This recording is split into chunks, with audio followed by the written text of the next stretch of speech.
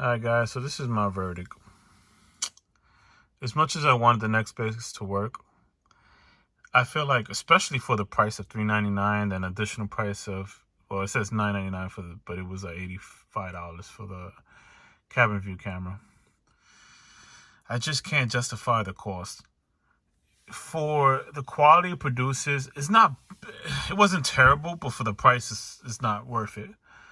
And the Vantrue camera probably was the best, closest thing to get, and I feel like it performed better than the nextbase, even though the quality, when you compare the quality apples to apples in the 1440p, the VFO, however, did the best of all. Now I still got the Alcam, but the only issue I have with the Alcam is that there's no rear camera, which is, I don't really take a lot of those videos, but it's not the best in low light. It gets pixelated, and sometimes I get video where it's lower quality because the way it sends to your phone and the way you retrieve the video, but it compresses and it upscales it to 1440p. So you're still getting a 14p file, but it's really like a whatever 720 upscale to or 480 upscale, no, not 480, maybe like a 720 upscale to 1440 when it's in a bad service area and you don't get to retrieve a good video quality because it's compressed. But for the most part, it works well. I mean, I have a lot of most of the videos are from the Alcam.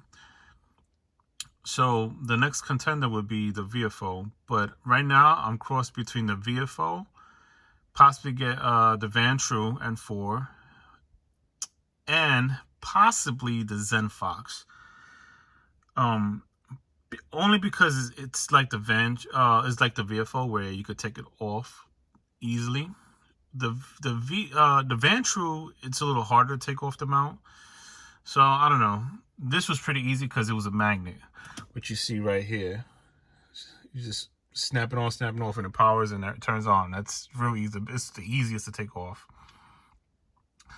So I'm going to return the nextbase. I really wanted it to work well, but unfortunately it doesn't produce it produced decent quality, but I feel like there was like I did a video on, it was like doesn't pick up as well as, and it's not as sharp as the VFO.